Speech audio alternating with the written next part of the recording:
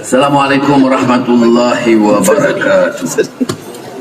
Dan salam sejahtera. Alhamdulillah Thumma alhamdulillah.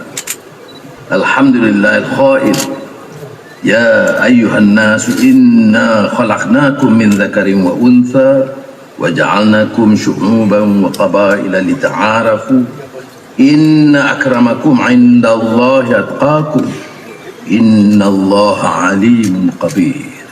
Wa sallallahu ala sayyidina Muhammadin wa ala alihi wa sahbihi ajma'in.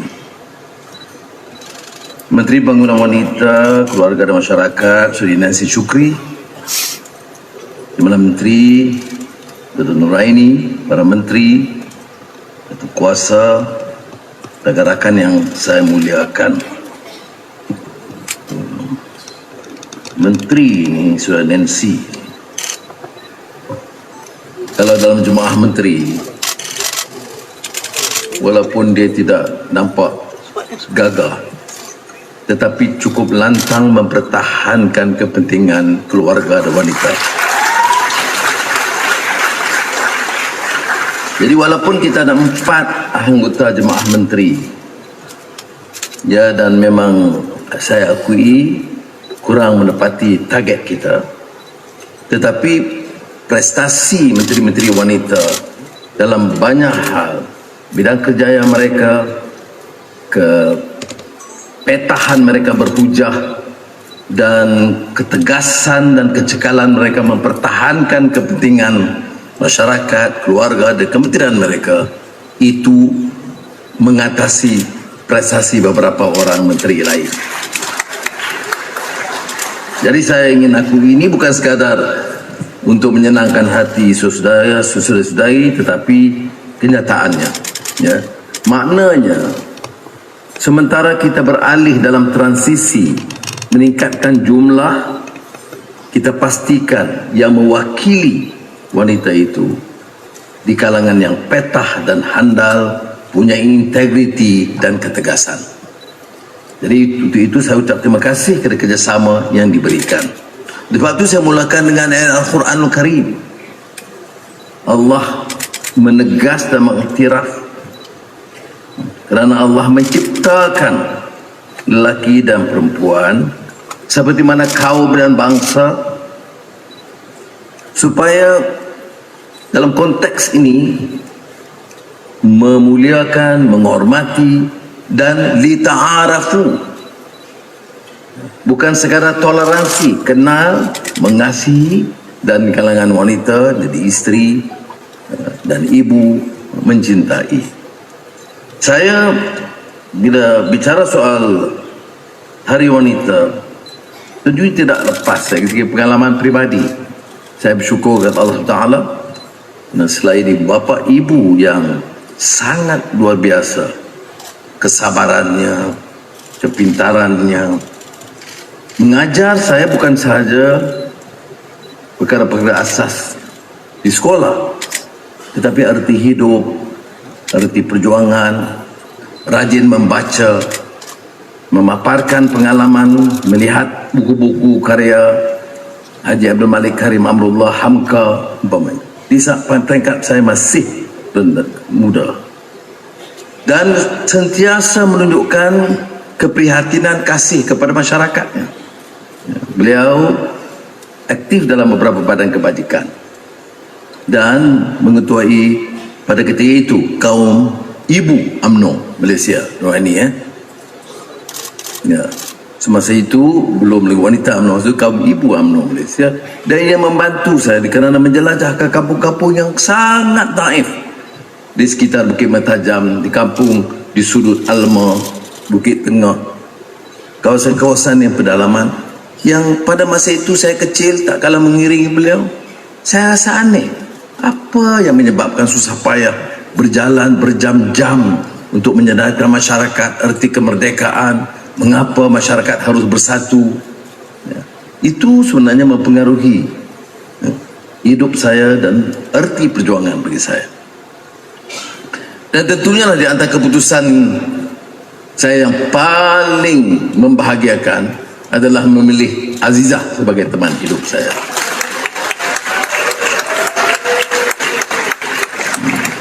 Dan orang lihat umpamanya dia itu lemah lembut, sederhana, tetapi sebagai isteri ada kadang-kadang pendiriannya itu tegas, membantu, ya, dan menjadi teman hidup dan setia dalam segala keadaan, suka duka. Dan kalau dulu lebih banyak duka dari suka, dalam liku-liku hidup dan perjuangan. Dan kalau lihat anak-anak saya ada yang sudah kelihatan berjaya, tentunya kerana ibu mereka lebih daripada bapa mereka, kerana bimbingan dan kesabaran Azizah menjaga mereka. Saya tidak katakan saya tidak ada peranan sama sekali, tetapi tentu peranan saya kecil ketimbang pengorbanan dan kebijaksanaan serta kesabaran Azizah dalam mendidik anak-anak, terutama di zaman saya mengharungi kehidupan yang sangat sukar. Jadi tentu saudara boleh maafkan saya bila bicara soal wanita, hari wanita, saya tidak boleh melepaskan ingatan sepanjang perjalanan tadi, kenangkan ibu saya, dan bersyukur kerana Azizah masih menampingi saya.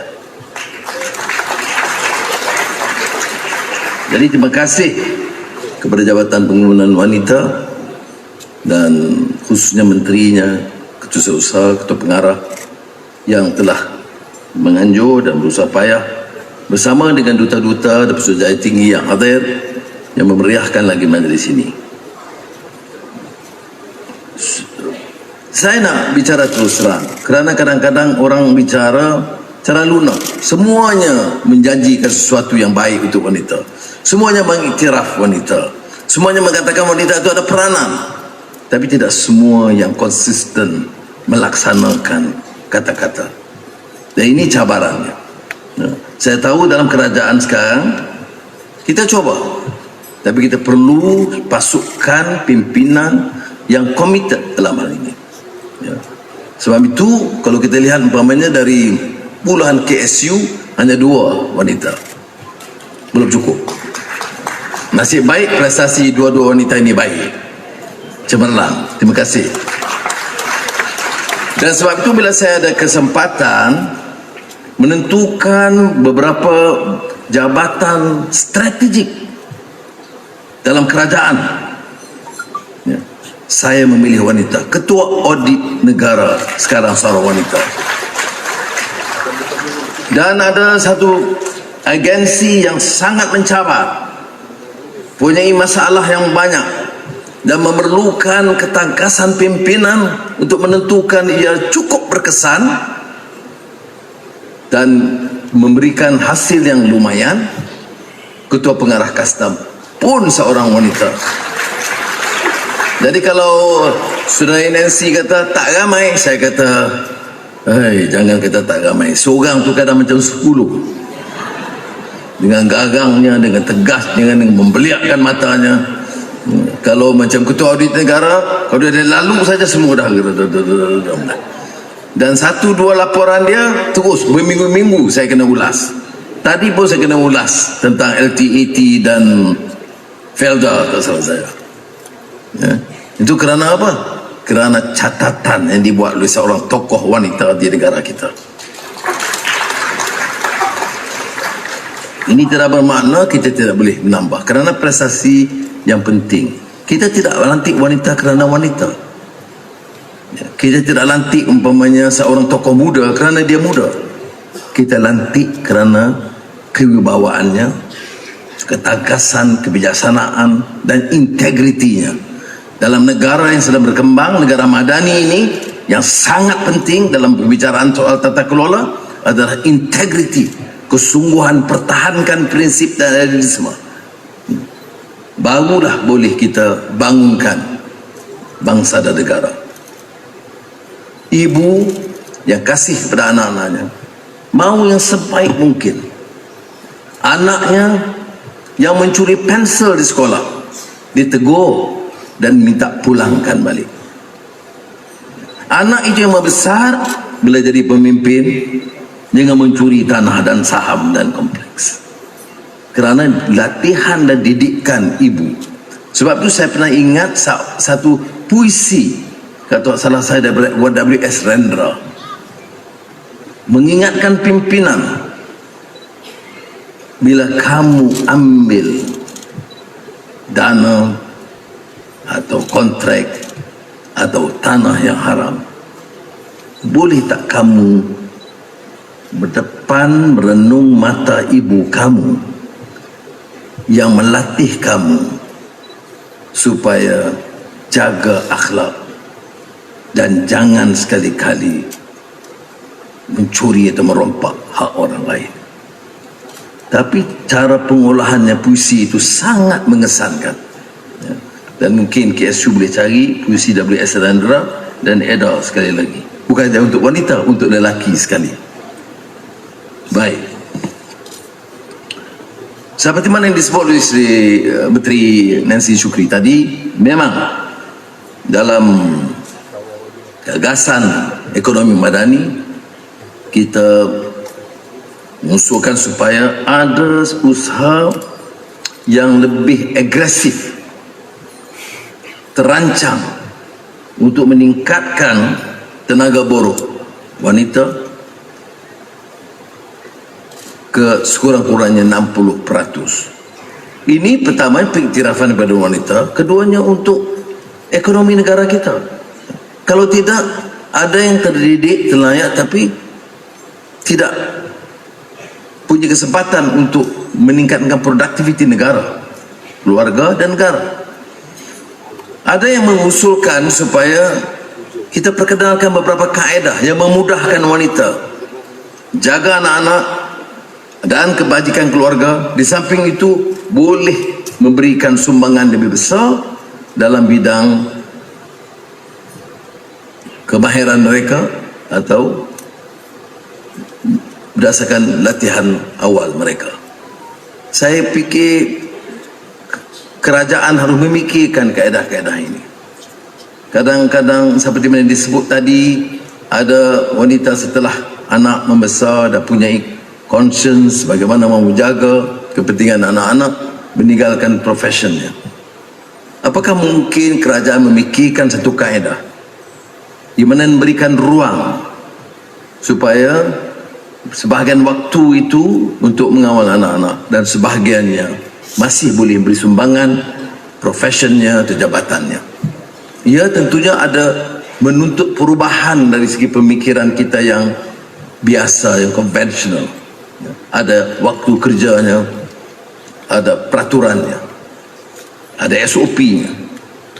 Kita yang buat peraturan itu, kita yang menetapkan SOP-nya. Dan kalau kita rasa perlu betul-betul meningkatkan sumbangan dan keupayaan wanita, apakah tidak mungkin kita sesuaikan sedikit peraturan dan SOP supaya lebih ramai wanita dapat memberikan sumbangan yang lebih bermakna kepada negara. Dan saya percaya kerana kita sekarang sedang di peringkat akhir mengkaji skim persaraan kerja pejabat awam dengan maksud meningkatkan kadar upah, kerana sudah lebih 10 tahun tidak dikaji, ya. Jadi kita sedang mengkaji dan saya akan bincang dengan KSN dan KPPE supaya memberikan sedikit ruang dan kelonggaran, walaupun mungkin dengan gaji yang kurang. Kalau umpamanya biasa orang bekerja dari jam 8 sampai jam 4, kalau dikerja kita 4 jam, maka kadar upah mungkin sekadar 4 jam, tapi sekurang-kurangnya kita boleh memanfaatkan, ya, wanita yang merasa terdesak untuk menjaga kepentingan anak-anak mereka di rumah. Ya. Kerana ada yang mengatakan dia mampu memberikan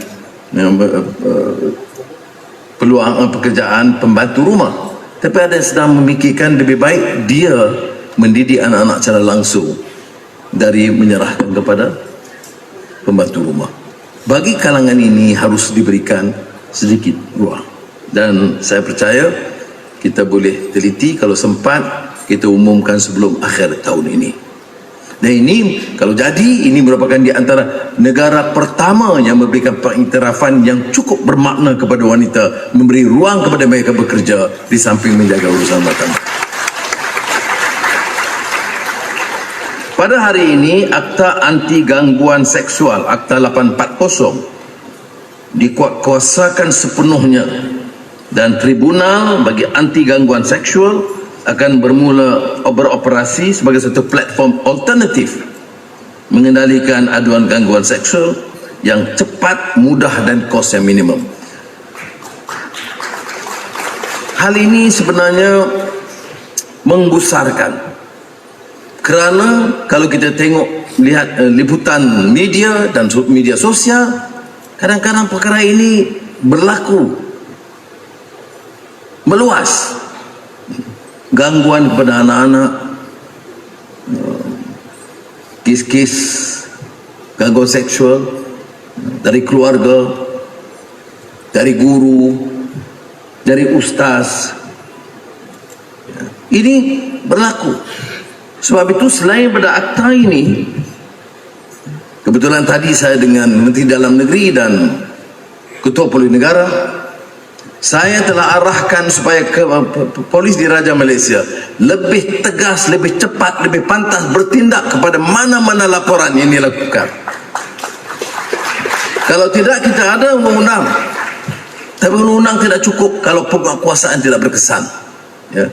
Jadi saya harap dengan jaminan oleh Ketua Polis Negara, hal ini dapat kita sekurang-kurangnya, kalau tidak atasi sepenuhnya, tetapi dapat kita tangani dengan sebaik mungkin. Memalukan kalau negara madani bicara soal nilai, soal akhlak, tapi masih kita dapat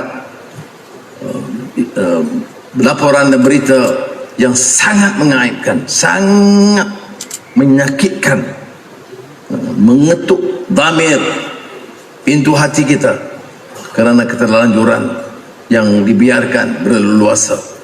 Kirim ke sekolah, kirim ke asrama, kirim ke ma'had tahfiz dengan harapan yang sangat tinggi memuliakan, mendidik akhlak anak-anak, tetapi berlaku kecurangan, dan ini wajib dihentikan dengan segala kekuatan yang ada pada pemerintahan negara kita.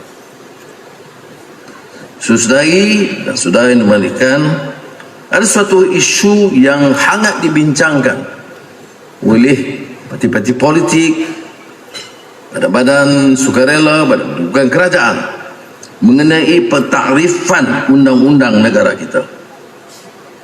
Kita tahu perkara 82 itu tidak ada diskriminasi warna kulit, agama, jantina. Tetapi pada pelaksanaannya sangat amat janggal. Ya. Amat janggal. Dalam takrifan umpamanya perkara 14.1b, section 1b, 1c, bahagian 2, jadual kedua, Perlembagaan Persekutuan, yang dikatakan ibu bapa itu hanya bapa. Dan kita terpaksa bergelut berbulan-bulan, bertahun-tahun untuk meluruskan masalah ini. Kita bentangkan kepada Malik Raja-Raja Melayu, dan sukacita saya maklumkan bahawa istilah bapa yang diiktiraf dalam perlembagaan itu dari segi hak anak-anak menjadi warga negara akan digantikan kepada ibu bapa atau ibu atau bapa. Saya bersyukur, alhamdulillah, dan setelah begitu lama, puluhan tahun, perkara yang dibangkitkan Kerajaan Madani dan di bawah Menteri Nasi Syukri, kita dapat lakukan pindaan yang sangat bererti ini. Kita akan bentangkan pada bulan ini di Parlimen, dan saya percaya akan mendapat dukungan semua ahli-ahli Parlimen. Kalau yang masih tak boleh terima kenyataan ini, perubahan ini, saya fikir tidak layak jadi ahli Parlimen. Ya. Jadi ini akan kita bentangkan. Ingat ya, perkataan bapa yang sedia ada dalam peruntukan Perlembagaan Persekutuan akan digantikan, yang maksudnya parent dalam bahasa Inggrisnya itu maksudnya father. Saya tak pernah dengar parent ni father. Parent ni father and mother. Jadi bagi saya tidak begitu pelik kalau kita segera ubah. Jadi sekarang ini perkataan bapa diganti ibu bapa, atau sekiranya ibu bapa itu tidak sekali, ibu atau bapa. Alhamdulillah kita telah capai satu keputusan yang sangat berarti. Baik, akhirnya saya ingin sebut tentang di sini tentang langkah-langkah berikutnya. Saya minta persatuan-persatuan dan parti-parti politik dan jabatan-jabatan pimpinan semua mencari jalan, kerana wanita ini dia bukan satu badan asing, dia sebahagian dari keluarga. Bila saya sebut keluarga, sebahagian daripada parti yang penting tunggak dalam negara. Now if it is part of the society and part of the nation, then must be a common resolve by all, not only by women but by men, by departments, by political parties, by leaders, by community leaders, to ensure that we effect change and reform to recognize the legitimate role of women in this country, and that we must do tanpa tolak ansur, insyaAllah. Jadi itulah saja komitmen saya bersama-sama dengan rakan-rakan supaya kita dapat lakukan perubahan ini. Oleh itu saya akhiri dengan satu keputusan, iaitu kalau benar kita iktiraf peranan wanita, maka saya nak bagi satu cabaran kepada tokoh-tokoh wanita. Peringkat awal kita pilih 100 tokoh wanita dalam negara kita, dan Nancy Shukri akan terakinkan kaedahnya dan putuskan bersama. Dalam 100 wanita ini kita nak berikan dana khas, supaya dengan dana ini mereka manfaatkan, sama ada mengadakan kegiatan, mengadakan kumpulan yang tidak semestinya terikat pada parti, terikat kepada persatuan, tetapi dengan inisiatif mereka sebagai pemimpin masyarakat atau pemimpin politik, menggunakan dana ini sebagai kesempatan, wahana untuk mencari jalan meningkatkan kegiatan, idea dan saranan wanita. Jadi 100 wanita dalam beberapa bulan ini dipilih, dan kita akan berikan sumbangan khas tiap tokoh wanita ini RM50,000 untuk mengendali program ini sebagai peringkat permulaannya. Dan kalau kejayaannya ternyata sebelum akhir tahun ini, tentunya saya boleh menimbangkan untuk meningkatkan jumlah penyertaan dan juga jumlah dana untuk tokoh-tokoh wanita. Peringkat awal saya katakan untuk segera 100 wanita yang kita berikan sumbangan RM50,000 untuk mereka cari jalan dan kaedah untuk meningkatkan peranan wanita dan memperhebatkan kegiatan wanita. Terima kasih. Selamat menyambut Hari Wanita. Wassalamualaikum warahmatullahi wabarakatuh.